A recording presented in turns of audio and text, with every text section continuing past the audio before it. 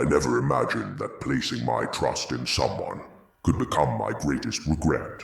It's funny how you never see it coming. At first, it feels like the most natural thing in the world. Opening up to them, letting them in. You share your dreams, your fears, your stories. The little fragments of your soul you've kept hidden away for so long. They listen. They nod in understanding, their eyes meeting yours with that look of shared connection. And you think to yourself, finally, someone who gets me. Someone who feels like home in this chaotic world. So you take a leap of faith, because trust isn't something you can give in halves.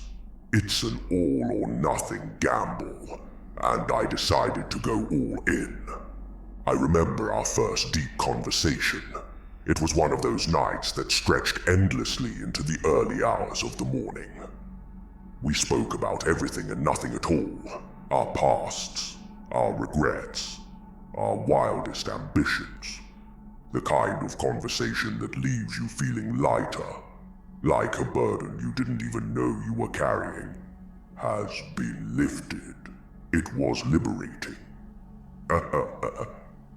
Letting someone see the parts of me I usually kept hidden. I could feel the walls I'd built around my heart slowly crumbling brick by brick until they were nothing but rubble at my feet. It felt good. It felt right. We made promises to each other silently and out loud. Promises that we would never hurt each other. That we would never betray the sacred bond we had started to build. I think back on those moments now, and it's almost like I'm watching a different person. A naive version of myself who believed that trust was unbreakable if it was genuine. I didn't know then what I know now. That people can wear masks so convincingly that even they forget they're pretending. I didn't realize that the very things that made me open up were the things they would later use against me. The early days were full of hope and laughter. I remember how they'd say just the right thing to make me feel seen. It was as if they could read my mind, anticipate my needs. I mistook this for a deeper connection, something rare and precious. I didn't realize that they were collecting pieces of me like trophies, storing them away for a day when they decide I was no longer of use. I let my guard down completely. I shared my stories, my scars, the wounds that hadn't yet healed. I trusted them not to touch those sensitive places. I never thought that the person I let into my fortress would be the very one to tear it apart from the inside. Looking back, I wonder if there were signs I missed. Red flags that I ignored, disguised as small quirks or moments of vulnerability on their part. I believed that they cared as much as I did, that they valued our bond as something real and worth protecting. It's such a strange feeling, thinking about it now, because in those moments, there wasn't a shadow of doubt in my mind. I felt secure, convinced that this person was different. I had never trusted anyone so deeply, so fully. It was like standing on the edge of a cliff, arms spread wide, eyes closed, letting the wind carry me. But I wasn't falling, I was flying, at least for a while. I remember how I would defend them to others, even when small inconsistencies crept into their stories. I chalked it up to misunderstandings or moments of forgetfulness. I ignored the tiny voices in my head that whispered, "Something isn't right." I shooshed those voices because they threatened to disrupt the fantasy I had built around this person. I didn't want to believe that I could be wrong about them. I didn't want to believe that I could have placed my trust in someone who wasn't worthy of it. So I ignored the cracks, believing that what we had was solid. And in doing so, I set myself up for the fall. The first time I sensed that something was off, it was like a shadow crossing my path on a sunny day. It came out of nowhere, unexpected and unsettling. I couldn't put my finger on it, but I felt a chill, a fleeting moment of doubt that I quickly brushed aside. Maybe it was the way they avoided eye contact when I asked them a simple question. Or the slight hesitation before they answered, like they were piecing together a lie on the spot. It's strange how the human brain works. How it wants so badly to trust, to hold on to the comfort of the familiar. I convinced myself I was being paranoid. I had no reason to doubt them, I told myself. After all, hadn't they proven themselves to me time and time again? But the cracks were there, growing wider with each passing day. Little things that didn't quite add up, moments that felt off-kilter, as if I were looking at a picture slightly askew on the wall. I would catch glimpses of their true nature when they thought I wasn't paying attention. A sharpness in their voice when they were frustrated, a dismissiveness when I needed them the most. But I excused it all away, wrapping myself in a cocoon of denial. I didn't want to see it because seeing it meant acknowledging that I might have been wrong about them, and that was a truth I wasn't ready to face. The moment of betrayal wasn't a single event. It was a culmination, a final unraveling of everything I had ignored. It was like watching a tower collapse in slow motion, each brick falling away until there was nothing left but dust. They looked me in the eyes, those same eyes I once found so kind, and told me the truth I had been too afraid to confront on my own. The truth that they had lied, manipulated and used me without a second thought. I felt the ground give way beneath me, a chasm opening up that I hadn't even realized was there. It was like the air had been sucked out of the room, and I was left gasping, struggling to understand how this could have happened. It wasn't just the betrayal itself that hurt. It was the ease with which they did it, the casual way they confessed, as if it were nothing, as if breaking my trust was no different than breaking a piece of glass, unfortunate but easily replaceable. There was no remorse in their voice, no sign of guilt in their eyes. It was in that moment I realized the depth of their deceit, the extent to which they had played me. Every smile, every comforting word, every shared secret had been a lie, a calculated move in a game I didn't even know I was playing. I had given them my trust, and they had shattered it without a second thought. I remember the silence that followed, a silence so heavy it felt like it was pressing down on my chest, squeezing the breath out of me. I couldn't speak, couldn't move. It was as if I were frozen in place, stuck in that moment of betrayal, unable to escape the shock of it. My mind raced, trying to piece together the fragments of our past conversations, searching for the moment it all went wrong. But there was no single moment. It was a slow, insidious process, like poison seeping into the water, unnoticed, until it was too late. And by the time I realized it, the damage had been done. In the aftermath, I was left standing amidst the wreckage, surrounded by the broken pieces of what once was. It's hard to describe the sensation of having your trust shattered. It feels almost physical, like someone has reached inside your chest and pulled something vital out of you. The days that followed were a blur of numbness. I couldn't bring myself to cry at first, even though it felt like that's what I should be doing. Instead, there was this heavy, hollow ache that settled in my bones, a dull throb that never went away. It was the kind of pain that doesn't have a name, because it's not just sadness or anger. It's the grief of losing something intangible, something you can't get back. I kept replaying everything in my mind, obsessively going over every conversation, every moment that seemed off. I wanted to understand how it happened, how I let it happen. I scrutinized my own actions, picking apart every word I said, every choice I made, trying to find the point where I had gone wrong. It was exhausting, this relentless cycle of blame and regret.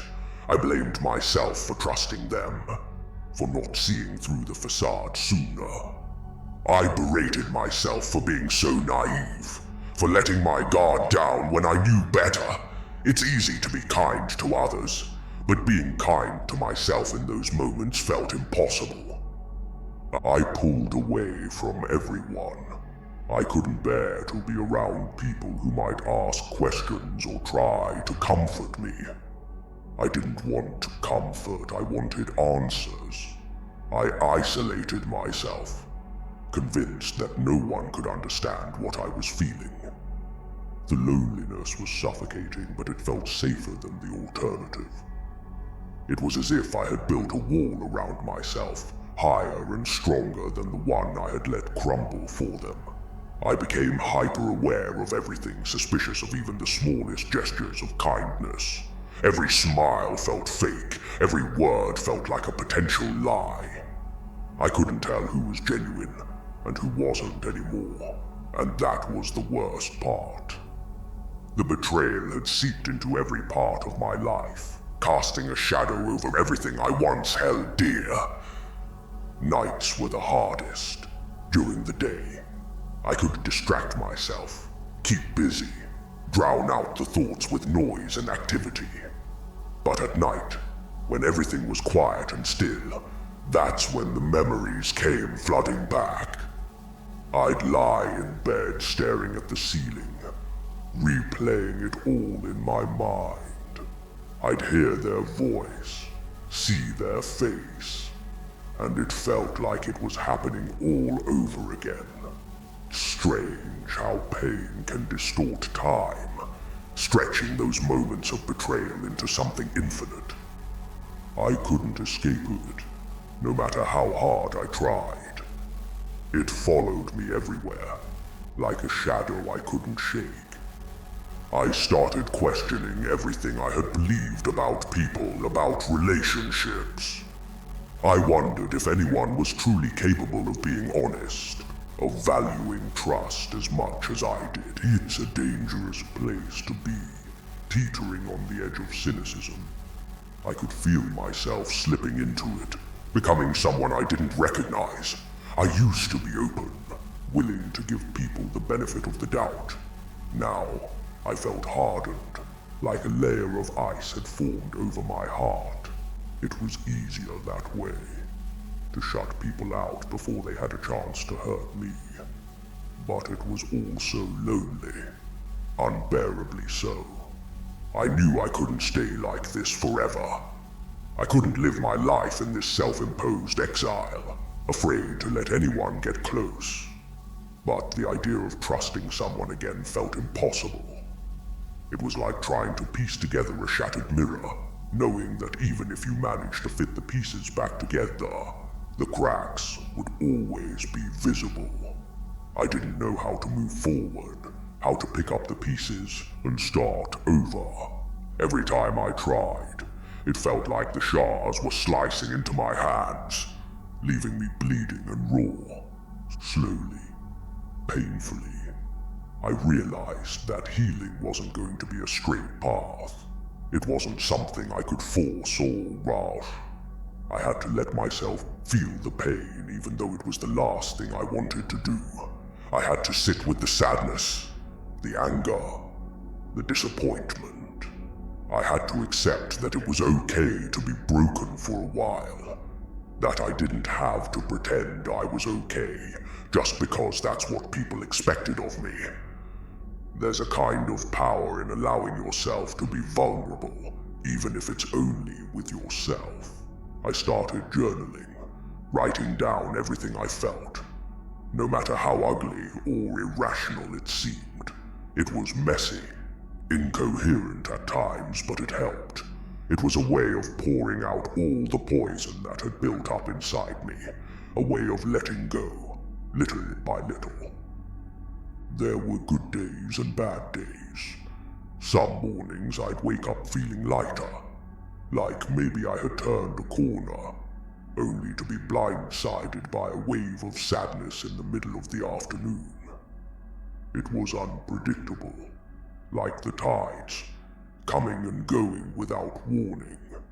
I tried not to be too hard on myself during the bad days. I reminded myself that healing isn't linear, that it's okay to take 2 steps forward and 1 step back. But it was hard. It was hard to be patient, to believe that it would get better, when it felt like the wound was as fresh as ever. I started reaching out to friends again, slowly testing the waters of connection. I was cautious, careful not to let anyone too close too quickly. I told myself it was just self-preservation, but deep down, I knew it was fear. I was terrified of being hurt again, of putting my trust in someone only to have it shattered once more. It's exhausting, living with that kind of fear. It seeps into everything, coloring your perception of the world, making it hard to see the good amidst the shadows. But little by little, I started to realize that I couldn't let one person's betrayal dictate the rest of my life. I couldn't let them have that power over me. I began to focus on myself, on the things that made me happy, independent of anyone else. I picked up old hobbies I had abandoned, spent time in nature, immersed myself in books and music that spoke to my soul. I started to remember who I was before them, before the betrayal, and I liked that person. I realized I had lost parts of myself in the relationship, pieces I had given away willingly, not realizing they wouldn't be returned. Now it was time to reclaim those parts, to stitch myself back together in a way that felt whole. It wasn't about erasing the past or pretending it hadn't happened. I knew I couldn't forget what they did, and I didn't want to. The betrayal was a scar, a reminder of a lesson learned the hard way.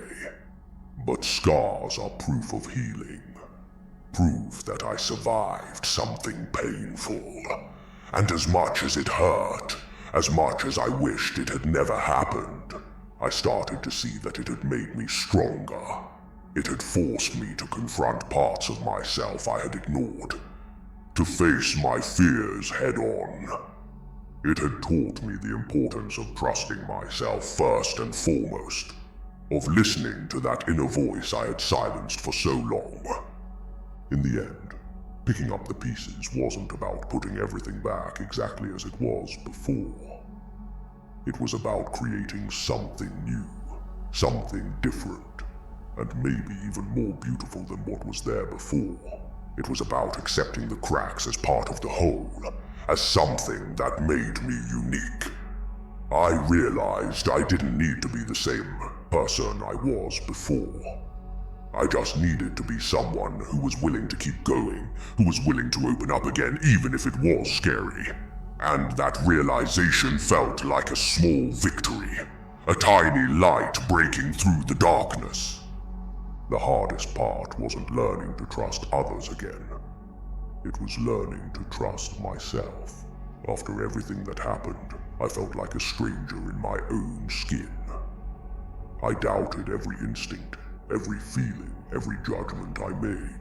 I questioned my own intuition, wondering how I could have been so wrong about someone, how I could have let them in so easily and not seen what was coming. The betrayal had cracked open something deep inside me, leaving behind this cavern of uncertainty where my confidence once lived. I kept replaying it in my head. If I couldn't see through their lies, then what else was I blind to? What other dangers was I ignoring within my life? And how could I ever trust myself to make the right decisions again? It was a paralyzing kind of fear, the kind that makes you second-guess everything. Even the smallest choices became monumental. Should I answer this call? Should I meet up with this friend? Was I letting someone too close again? I found myself constantly on edge, analyzing people's words and actions with a kind of suspicion I had never known before. It wasn't who I wanted to be, this skeptical, closed-off version of myself. But I didn't know how to be anything else. The betrayal had planted a seed of doubt, and it had taken root in my heart, twisting itself around every thought, every interaction. I realized that in losing trust in others, I had also lost trust in myself. It wasn't just that they had broken my faith in people. They had broken my faith in my own ability to navigate relationships, to protect myself, to read people's intentions. I kept asking myself the same questions over and over. How could I have let this happen? Why didn't I see the signs? It's exhausting living like that, constantly dissecting your past mistakes, as if you could rewrite the script if you just find the right detail you missed. But I couldn't rewrite it. The past was set in stone, and I was left standing in the rubble of what once was, trying to figure out how to rebuild. It took time, more time than I expected or wanted to give it. But slowly, I started to understand that I needed to learn to trust myself again, before I could even think about trusting anyone else. I needed to forgive myself for the choices I made, for the trust I gave so freely, even if it turned out to be misplaced. I had to accept that being vulnerable wasn't a mistake. It was an act of courage. I had opened up because I believed in the good in people, because I wanted to connect on a deeper level. And while that choice led me to pain, it wasn't something to regret. It was a sign of my strength, not my weakness. I started small. I stopped looking for answers outside of myself and began listening to that quiet, often ignored voice within. It's funny how we tend to silence our own instincts, convincing ourselves that others know better. I had done that for so long, letting other people's opinions, needs, and desires drown out my own inner voice. Now I made a promise to myself that I would listen, even if it was uncomfortable, even if it told me things I didn't want to hear. It was a slow process, regaining that trust. It wasn't like flipping a switch. It was more like building a bridge, one plank at a time, testing each piece before moving forward. There were setbacks, moments when the old fears would come rushing back. I would be having a good day, feeling strong and confident, only to be reminded of the betrayal by something small. A familiar song, a scent in the air, a phrase someone used that echoed words they once said to me. It would knock me off balance, sending me spiraling back into that pit of doubt. But each time, it got a little easier to pull myself back up, to remind myself that I wasn't the same person anymore, that I had grown and learned. I realized that the fact I could recognize those triggers, that I could feel the fear and still move forward, was proof of my progress. I began to set boundaries, something I had never been good at before. I used to think that setting boundaries was a sign of distrust, a barrier that kept people out. But now I see it differently. Boundaries are not walls, they're gates. They let in the people who respect and honor them and keep out those who don't. It was uncomfortable at first, saying no when I used to say yes, asking for space when I needed it. refusing to overextend myself just to keep the peace. But the more I did it, the stronger I felt. It was like I was finally taking care of myself in a way I hadn't before, prioritizing my own needs without apology. I also started to forgive myself, truly and fully. I realized that holding on to the guilt and shame of the betrayal was like carrying around a heavy suitcase full of stones. It was weighing me down, preventing me from moving forward. I had to let it go, piece by piece, stone by stone. I had to look at myself in the mirror and say, "You made a mistake, but that doesn't define you. You were hurt, but you survived." It wasn't about excusing what happened or pretending it didn't matter. It was about acknowledging the pain and then releasing it, freeing myself from its grip. With time, I began to see the betrayal not just as a source of pain, but as a lesson. It taught me what I value, what I need in relationships, what I will and won't tolerate. It forced me to become more discerning, more aware of my own boundaries and desires. It showed me the importance of trusting my own gut, even when it goes against what I want to believe. I started to see that while the experience was devastating, it also pushed me to grow in ways I never would have otherwise. It was a painful gift, one wrapped in barbed wire, but a gift nonetheless. Eventually, I began to feel lighter, like a fog was lifting. The world started to look brighter again, colors sharper, the sounds of laughter sweeter. I found myself smiling more, laughing genuinely, not just out of politeness or habit. I realized I was no longer holding my breath, waiting for the next blow. I was living fully again, embracing the messiness of life with open arms. I knew I wasn't the same person I was before the betrayal. I was stronger, wiser, and yes, maybe a little more guarded, but not closed off. I still had room in my heart for love, for connection, for trust. I realized that learning to trust myself again wasn't just about relationships with others.